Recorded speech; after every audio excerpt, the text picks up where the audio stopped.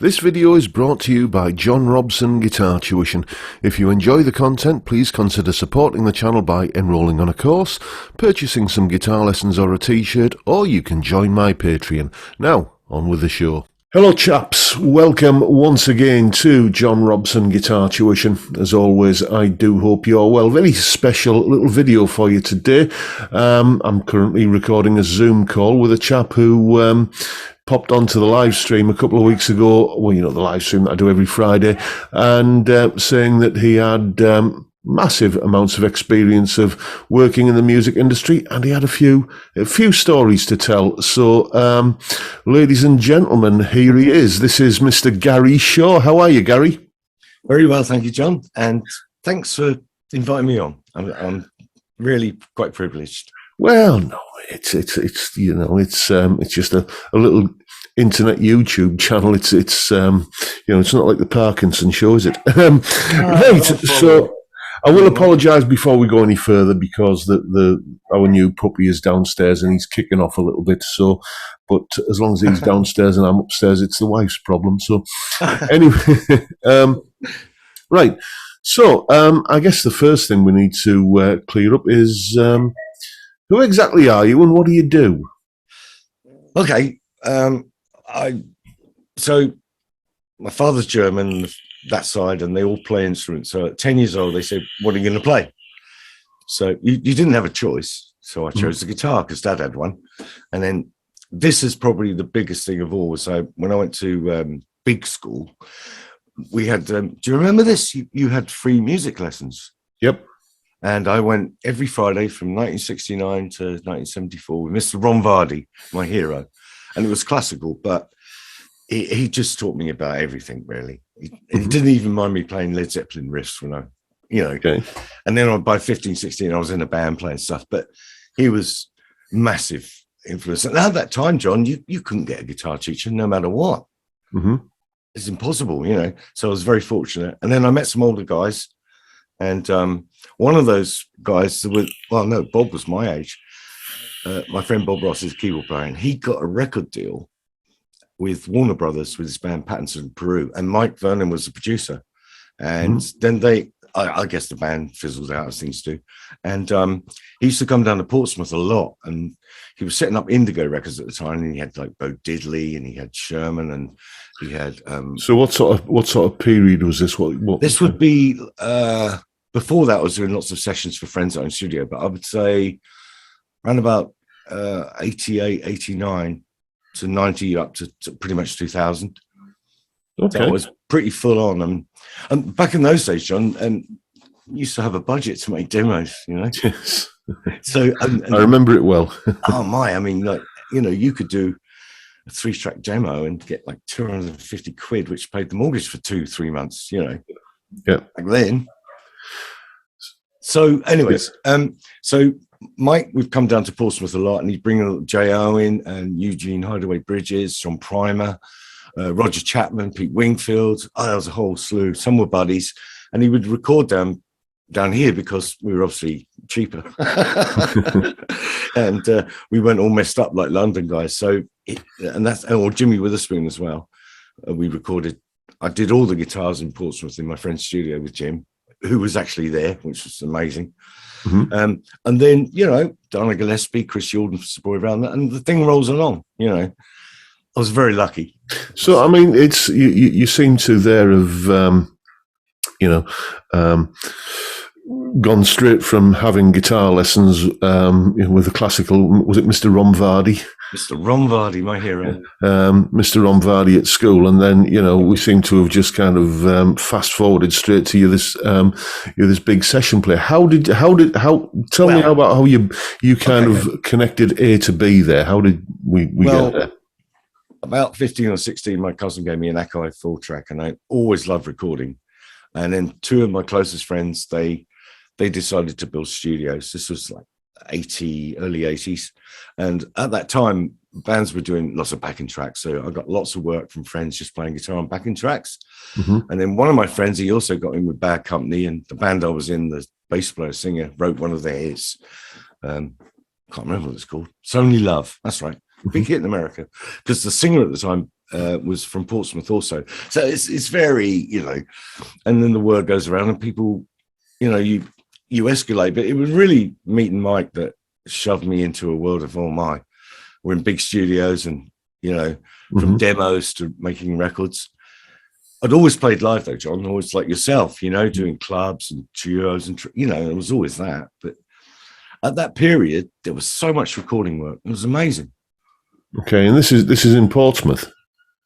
Yeah, a lot. Well, some was in London, Red Barn and Crawley, and then I went to America a couple of times and did some records and a few tours, 3 months. So it was, you know, like word of mouth. I think the secret back then was there were always session work, but the producer was the producer. You know, he'd be in charge of the budget, where it was, the guys he's hiring, and if he likes you and they depend on you, and it's monetary as well, isn't it?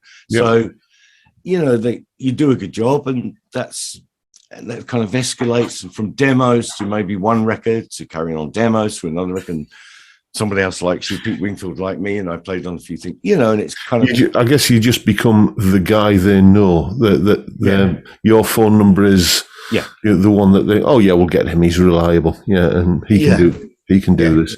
Reliable and being a gear nodie thing, having a good sound, and you know, being able to be recorded easily. Which brings me on to my next topic. You know, let's talk gear. Right.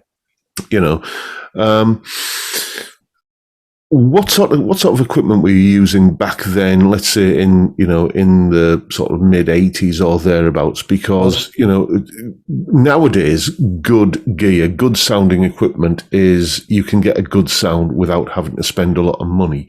But that hasn't always been the case. What were you using back then? My dad bought me a Selma True Voice. I think it was 30 watt. All that. Oh, I love that. That was one of the finest sounding amps. So that was a good start, you know. And then I bought a 1968 Marshall 50 watt top with matching cab, pristine. And then I sold it for something else. I know. Oh my God. Then I got a Wem Dominator. Then I got a Fender Super Champ. And then the amp I've used for the last 34 years is a Mesa Boogie Studio preamp. Okay. And that's that thing I use on everything pretty much.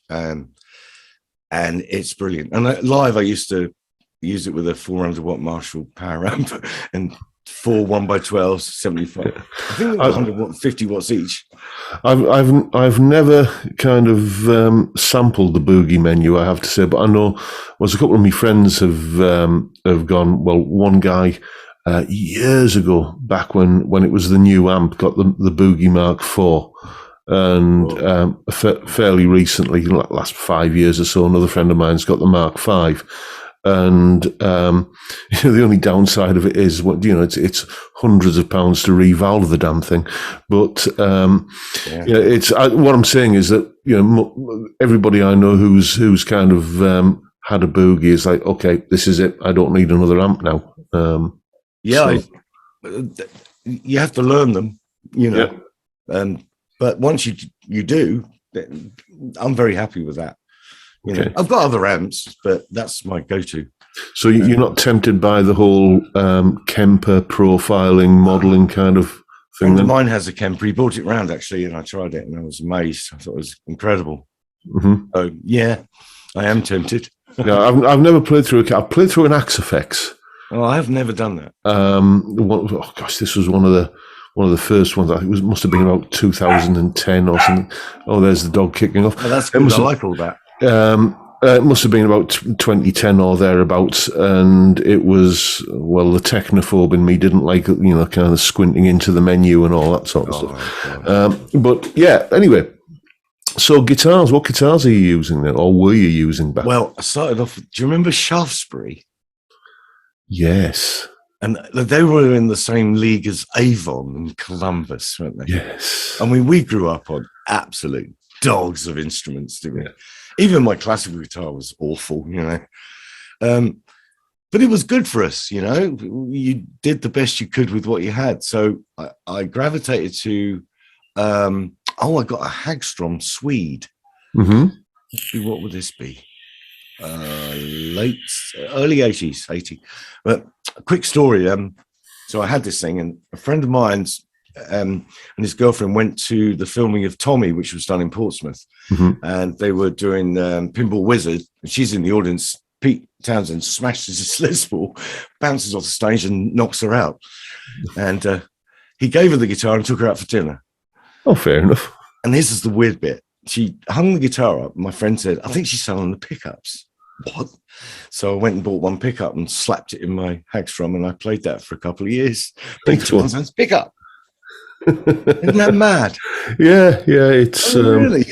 And then a friend of mine, he had a Grimshaw Les Paul, and he turned it into an SG and put a DiMarzio on it, and it stripped it. Oh, it was one of the best guitars I'd ever owned. Hang on, just back that up. He had a Les Paul that he turned into an SG. Do you want to just expand on that a little bit? Yeah, Jack Mitchell, he was murder. He would just get a hold of things and go, I think I could make that a double cutaway. And I'll send you a picture at some point. I have. I mean, I love that guitar. It was the best neck in the world. In fact, the friend I bought it off, he asked me recently if I still had it because he wanted it back. This is 40 years ago. And then I got a 25th anniversary Fender Strat, the silver one. What a dog that was! Yeah, awful. I mean, I had the neck scallops and I put a humbucker in there. It was terrible. And then I got an Aria Esprit because I really liked Alan Murphy from Go West. Yes. And that guitar was amazing for recording and pop stuff because you played it and the engineer didn't need to do anything. It was all done for you. It was so thin and tiny that it fixed in the mix, Yep. It was. A Yamaha SA2000. I sold that to a student. Oh boy. I wish I'd again. Yeah, that was a Yamaha SA2000 was the best thing ever. That was. My God. And they're going for loads of money now. Yeah. Then I got a Blade. Now, there's a name that were quite the, you go back to, I remember the mid to late 80s. I remember even seeing a chap from my neck of the woods, Chris Rea, in the Guitar magazine adverts endorsing the Blade something, or basically they were all sort of Strat type guitars. Yeah. But it was, this is the evolution of the Strat, and this is, and then they did this thing with Eggle, didn't they, where they had the partner with Eggle, and then suddenly. I didn't know that. Where are they? Again, a guitar I've never played. What's it like, the Blade? I wish I still had it. I met Gary Levinson at a trade show through a friend, and he would only just started making them because he was a player himself. But he'd had friends go, I like this Strat, but I like this Strat, but. So he kind of put all these ideas into one thing. So it was wonderful. I mean, ebony fingerboard, it had the built-in preamp where you could change it into this and that. The only thing was, John, in all honesty, because it was battery powered and it was, active, the actual pickups themselves were pretty lame. And after a while, I started to get a bit fed up with it, I wish I hadn't sold it, but Yeah, it's done that. Don't like the sound of this guitar, bored with the sound of this guitar, so you get another guitar because it's more fun to get a new guitar rather than just get some pickups, isn't it? It is. So I mean, what we'll do is down in the description, down below, go and check them out, everyone. I'll put some links to, well, you've sent me some links to, performances that you've been a part of. What sort of, we've talked about guitars, we've talked about amps, let's talk about, pedals and that sort of stuff. Are you like me? Because perhaps I'm just lazy, perhaps I'm just a bit simple. I like a simple setup where I'm not into, some people have, 5 different types of overdrive pedal on their board. So where do you stand on that kind of thing? Well, I'm with you. It's simple. I have a really simple pedal board. What have I got? I've got a looper, which I use with my duo thing, but I've got a TC Electronic chorus flanger from the 80s. Do you remember those? The Eric Johnson. I do indeed, yes. A friend of mine gave me that. And I've got a TC delay. and I've also got an original Zen Drive Mm-hmm. and a Joe Satriani Ice 9, which is really, really underrated pedal, and it's not what you'd think it would be. Okay. Yeah, Honestly, it's amazing. That's a pedal I'd forgotten entirely about until you mentioned it there. It's so good. It's got a really, I mean, I play Strats mostly. I've got John Schofield, but I play the Strat, and even on the back pickup, if you dial it in right, it's just, it fattens it up, but it's not distorted. It's more a proper smooth drive, you know? Mm-hmm. I mean, I can't believe how good they are, you know? Okay. And that's it. One to watch out for. No reverb? Nah. Well, if there's one on my amp I'm using, I'll use a tiny bit, but mostly when you're playing bigger places, the last thing you need is reverb. Yeah, I would go along with that. I remember one gig band I was in, we were doing we just a covers band, and we were playing in this place, and it was a territorial army hall. It was a TA hall, and it was just this big cavernous building, and just any reverb on that was just utterly superfluous, because it was like the room was just a cavern, you know. So it's unbelievable when you think you get your levels right, and then you go to a bigger venue, and I remember playing this place in Sherman Robinson in Denmark, and it was like an aircraft hangar, and I had all my effects, and I had to turn off every delay, every reverb, and it was still coming back at you. Yeah. It was so weird, you know. So let's talk about artists you've been lucky enough to play with. You mentioned a few at the beginning there, but you've had quite the career by all accounts. So let's just do a little bit of name dropping, is what I'm saying. Right. If you've got any juicy stories as well, I've got some I've got a few.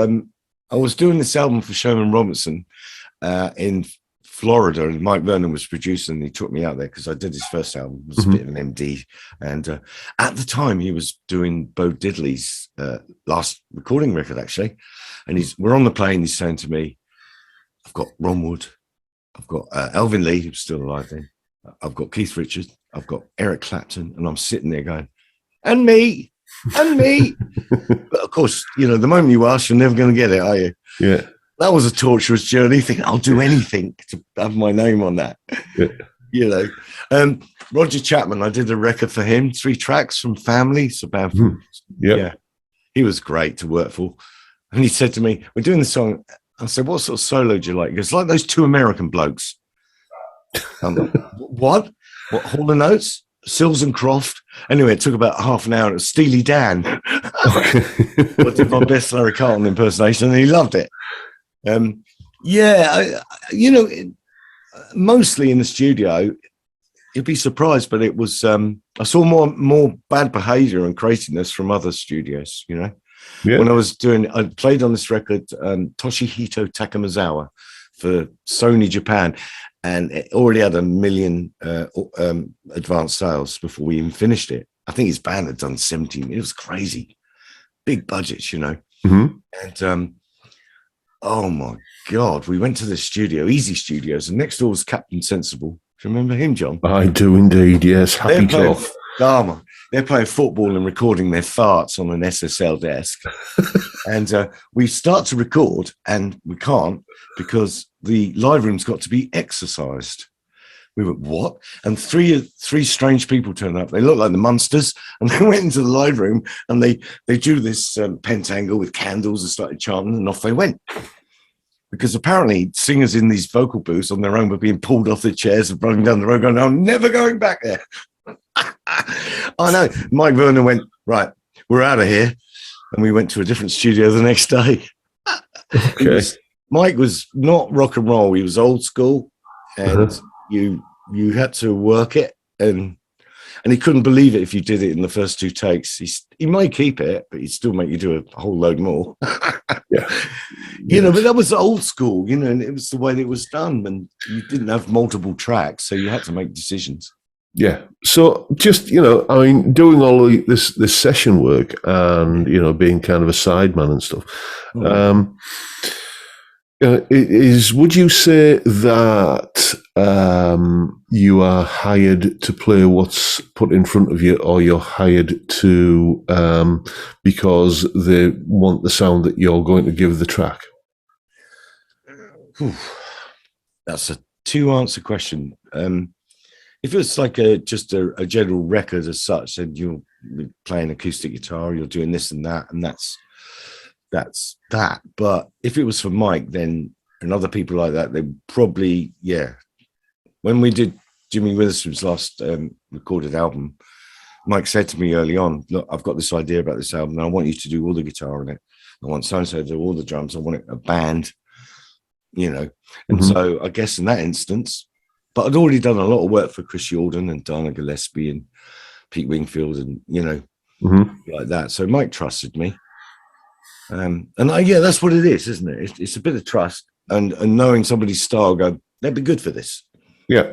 Yeah. You know. So, I mean, what I guess I'm skirting around here. Let's tackle the elephant in the room. What are your reading skills like? So, have you ever been in that situation where, okay, it's been counted off 1, 2, 3, 4, and you're staring at a page full of 16th notes, and that was never me. Okay. I mean, no, I was good with kind of single line things that I could decipher, and always fun with charts. But I have a friend who was a BBC guitarist, and he was giving it up, and he phoned me and he said, you can have my job. I said, you're kidding. He said, no, it'll be fine. I said, no, it won't be fine. You playing with 40-piece orchestra, you know, and you'll read, I'll die. They'll hate me forever, you know. So that's a bit of a regret for anyone starting out.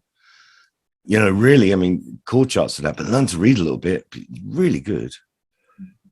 And there are two kinds of sessions, John. They're the ones that, you know, that they, well, first of all, you go, what keys it in? They go, oh, we don't know. Yeah. C-ish. Oh, really? That's helpful. Have you got a chart? No. So you kind of think, well, okay, you've got to bring something creative to this. And then the other one is the parts, and there it is. And you do the parts, and they're two different sort of disciplines, aren't they? Which is the most fun? Being creative. You know, but that's a double-edged sword, because you do the best solo you've ever done in your life, and the producer goes, yeah, I kind of like it, let's have another go, you know. You think, oh no, you know. So there's always that, you know, that's the best thing I've done. And, you know. So these days, as you know, as a working musician, I mean, the old joke is that, you know, what's the difference between a large pizza and a working musician? The pizza can feed a family. You know, I went into teaching. That's exactly where I was going. I had the gigging thing going when I had a day job, and then the gigging became me living, and I was kind of getting by. But it was, you know, times were tough. So that's when the advert went in the paper for guitar lessons and stuff. So, you know, any advice that you can give to somebody that wants... Eh? I was at a gig with a jazz band, and I'd just come off tour, and I came back. We had the regular residency at a hotel, and I was playing, and the head of music at my local college came out and said, would you like to teach and meet me for a coffee? And I did. And gradually, bit by bit, I ended up had his job, and I was head of music for modern music at this college for, I don't know, 18 years. I jumped ship in 2018, but I'd been there a long time. But it was great. I mean, my boss was a classical musician and composer, and the quality of the people I was around were amazing, you know. I would have thought that in a formal setting like that, you know, it's... the reading skills would have been more of a requirement. To a point, it would kick in more when my second years, when they're 18, and go, oh, I've got an audition in London, or I've got, and go, well, oh my God, have they sent you the stuff through? Yeah, well, we need to start learning how to read a bit better, you know.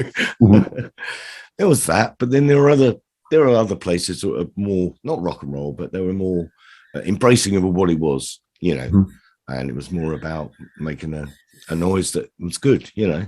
Have you ever been part of like a performance or a session where you just think, yeah, I'm the wrong guy for this. And for whatever reason, maybe it's that the music isn't your bag, or maybe they've got the wrong idea of what kind of player you are. Has that ever happened? I think I felt it more myself. I think it was okay, but I certainly knew I wasn't right for that. Mm-hmm. Especially I was never a very good kind of heavy rock guy. Mm-hmm. Pretty poor, to be honest. It wasn't my world. Mm-hmm. So yeah, a few times I would say that I don't wish to be part of this music. It's too horrible. I don't bring anything to it. I think that's what it is. Yeah. You think, what can I do to this to make it better? Yeah. And you can't. I remember Mike Vernon asking me once, "Do you play slide?" I went, "No, but here's the phone number of my friend." And funnily enough, he called him and did the job. And that didn't come back to bite me. We could have been there for hours and listened to me playing slide, which is the worst thing you've ever heard. and it wouldn't have been good, would it? Yeah. So, and I will say that being a session guy and sideman, you don't get sucked into the rock and roll world so much. It's your living, like yourself, and you got to keep yourself together. And when you're doing long tours, and people get sick, and I never did. I was always pretty, this night will be a good night with beer, but maybe not the next 4 in a row, Yeah, exactly. We've all had in our younger days the gig where you think, woohoo, rock and roll, and you're knocking it back, and then the next morning you're kind of a bit shamefaced at how badly you played and everything, and it's a lesson that I think we all learn. That's It's just I was fortunate enough that I learned that lesson, playing in a pub covers band rather than when it mattered, when it was my livelihood. I used to get terrified about that. I'd have a beer and that would be it. If there was, like with Spoon and Sherman, we play thousands of people. You go, I'll have one beer. That's all I can handle, because I'm not scared, but I'm apprehensive. Yeah, you need to be on top of it, don't you? Yeah, that's it. So let's talk influences. Okay. Mr. Hardy. So I like the usual. I loved Cream. Mm-hmm. Clapton. Loved a bit of Zepp and Robin Trower and Humble Pie, Rockin' the Fillmore, and all that stuff. And then I really got into Steely Dan big time. Mm-hmm. Wanted to know more chords, and then a friend of mine he's a fair bit older than me. He turned me on to session players. Like, have you heard of Buzzy Featon? The Featon system. I know the Buzz Featon system. I used to have a guitar with that tuning system on it. He's a monster. I've known about him since '77. I think I got the first Neil Larson album with Jungle Fever, and he's an amazing player. He's played on like 5,500 records, and he's a rhythm guitar player off the planet. And there's stuff on YouTube, but he's just got such a great style, and I loved him to bits. And he was unique. Like, you could hear Robin, you'd hear Carlton, and you'd recognize it. And they were the guys that, and Jan Ackerman, I must say. But not so much Focus. It was later when he started to do his own stuff, where he bought his back catalogue and started to do Stingray is his first solo album. I don't know that one. It's ever so funky, and it's not like Focus, but it's brilliant. And there's not a lot of guitar playing on it. You wish there were more, But compositionally, it's so. Yeah, I saw him recently. Wow, he's a force of nature, Jan Ackerman. Because you always hear the American names, don't you? Yeah. And I've met Joe Pass, and I've seen Bernie Kessel and Tal Farlow. I've seen all the guys, But Jan Ackerman doesn't get the mention he deserves, I don't feel. True. I'll be honest, he's a player I've overlooked perhaps a bit too much. I've never done any Jan Ackerman on the channel. Maybe I should. It's my way into his playing was, hearing Sylvia on the radio when I was a kid, so that's, who's this? So, then either for Christmas or a birthday, something like a Focus kind of compilation cassette. Remember when you said, the very best of Focus, or what came in my Christmas stocking one year, and I remember playing that and playing that and playing that, and then finding out that it was this guy called Jan Ackerman, or Jan Ackerman, as I was reading it on the sleeve notes. Mike Vernon produced Moving Waves. Yeah, the Focus album Moving Waves. Mm-hmm. Mike produced that. Told me some interesting stories about that as well. Are there any players that you would think, I'm sure there will be, but any players that you think, I would move heaven and earth to play with that guy? Oh, I'd like to hold Jeff Beck's guitar for him. That would be something, wouldn't it? Yeah, I'd like to have a play with Jan Ackerman, really. I would also like to jam with, I don't know, Robin Ford. Would be fun. I've never thought of that. I've never, ever thought of that. Because I'm just thinking, the kind of names and people that you're kind of coming out with here. In a lot of ways, it's sort of reminding me of someone like Andy Fairweather-Low, who is the rhythm guitar player to, Clapton and Satriani. He's played rhythm guitar for him, and so many players. And, it's just, I often think it's a shame because, he's a fantastic guitar player, but he's always kind of playing second fiddle a little bit, so. Some people were very, very happy with that role. Yeah. I've got some great friends of mine that are really amazing, but they're backroom boys. Mm-hmm. They don't want they just want to do music and stay fairly invisible. And that's them, It's fine. They get their rocks off with what they do. Mm-hmm. I don't know that they necessarily seek validation, look who I've played for, because that's not how it is, really, is it? It's like, well, how lucky, but I was just going to say there, and is there anybody? Kind of going back to that question from earlier about, I'm kind of a fish out of water here. Is there anybody that, if you got the call to go and work with again, you'd look in your diary and say, actually, I'd love to, but I'm afraid I'm busy that weekend. Feel free not to answer that. But any crazy jazz dip, right?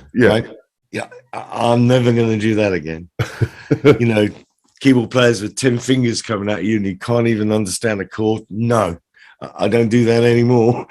Because it's just bewildering. And I'm, like you say, fish out of water. I don't want to be here. I'm not the guy for this. But as you get older and the more you do, I was quite young when I did a lot of this stuff. I was in my early 30s. And you're kind of cocky and you don't really know that much, do you? So a lot of it's you kind of blast your way through it without realizing the consequences, Yeah, that's about it. Yes, I was fired from so many bands when I was in my 20s because it was, it's like, but even if you only last 2 gigs, learn something on those 2 gigs. John, at least you were in bands. I never even got asked. Do you want to join our band? That never happened, Really? Not much. Not really, no. Because if I was playing with people and they think I was doing this and that, and I used to say years later, why didn't you ask me? I would have done that. Well, we thought you were too busy. Are you kidding? So but maybe if I'd have done it, I would have got fired anyway. Yeah. So, what's next? What are you up to at the moment? What's coming up? So, I've got my little studio. I'm doing my friend who owns a studio. I'm doing a little jazz album with him, stand-up bass and everything. And I've got the band Furious Cool, which I think I sent you a link. Yep. And we've written an album, and we've got a big gig next week. A nice in a nice theatre down in Southsea, in Pompey. Mm-hmm. Finish the album, do some more gigs with that. I've got a little jazz duo with a friend of mine, sax player, that we hope to relaunch. He used to play for Culture Club and Denise Williams and Beach Boys and L'Oreal shampoo adverts. Do you remember them, John? That's my mate on sax. A long time ago. I know, but he still gets one quick story.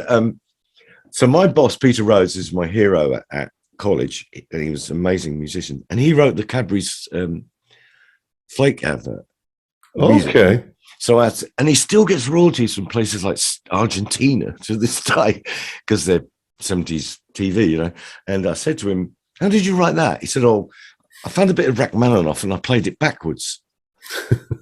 And that was it. I went, "You're kidding?" He went, "No, really?" Wow. You know, and I thought those guys didn't fake it like we did, you know. Well, not you, but myself, you know. Isn't that bonkers? Yes. So it takes all sorts, doesn't it? Gary, it has been an absolute blast having you on. And sorry, I'm waffle on a bit, John. No, that's why I asked you on. I'm still excited about music, and I mean, I'm not super guitar nerdy. I'm still excited about things. Okay. You know. One final question. Yes. How many guitars have you got? Well, I've just given one away to the next student who was brilliant. It was a Hamer 335 from 1980 something. I've got a hand-built thing from a friend of mine, a luthier, since 93. Mm-hmm. I've got a 95 Olympic White Strat. I've got a Schecter 30th anniversary Strat, which is made out of concrete, I think. Oh my God. And I've got a John Schofield semi-acoustic. I think I've got a couple of others I've lent out, but that's it, not many. And what's the guitar that if you're not sure what you're going to be playing on a session, which one do you pick up? Strat. Yeah, every time. Predictable, but it's it's there, isn't it? It's like it is. But however, John, unlike yourself, I've never owned a Telecaster, and of late, one of my students came around and tore it up on one, and I went, "Wow, I need to get one of them." Yeah. And I've never owned a Les Paul either. And that's not through design. It's just, you know. Yeah, it's just the path you take, isn't it? And suddenly opportunities present. And, yeah. Right, as I say, Gary, well, thank you so much for coming on. It's been a blast, and as I said, I will put all of the links that Gary has kindly sent me to various performances and a chronicle of his musical escapades. They will all be in the description, so go and check them out. And one final plug for any gigs that you got coming up and stuff like that. Where can people come and see you? And if they live down the south coast, because we're right on the sea. We're playing the Groundlings Theatre next Friday, the 12th, in Southsea. It's all original stuff as well. Okay. So no covers or anything. Any website or social media links you want to mention? Yes. The Furious Cool thing, we've got Spotify, YouTube, and all that stuff. Mm-hmm. So, yes. But we need to record some more songs. Okay, so if people just search on Spotify and YouTube, Furious Cool, right, they will find YouTube, everything. They will, and there'll be more music soon. Excellent. Well, it's been a blast, Gary. Thank you so much. Thanks, John. I've got to go and get the dinner ready now and go and see. The dog is suspiciously quiet, so I've got to go and see what he's up to. Thanks so much, Gary. We'll no doubt we'll probably do this again sometime. And lovely. Well, I'll just do my closing bit now and say thank you so much to Gary, and thank you everyone for watching. It's been a blast. As you can tell, I've been having a natter with a kindred spirit here about music and guitar. And if you've enjoyed the video, please hit the subscribe button and the notification bell if you haven't already done so, and why not drop us a like while you're at it. Don't forget, as always, the live stream every Friday, 5 p.m. UK time. You know what happens. We have a beer and we talk music and guitars. Well, we have more than one beer, usually. And we talk music and guitars. Cracking way to kick off the weekend. I'd love to see you there if you can make it. But for now, I'll bid you all a good day and say thank you so much for watching. Thank you for your time. Look after yourselves, folks. Stay well, stay safe, and above all, stay sane. Bye for now.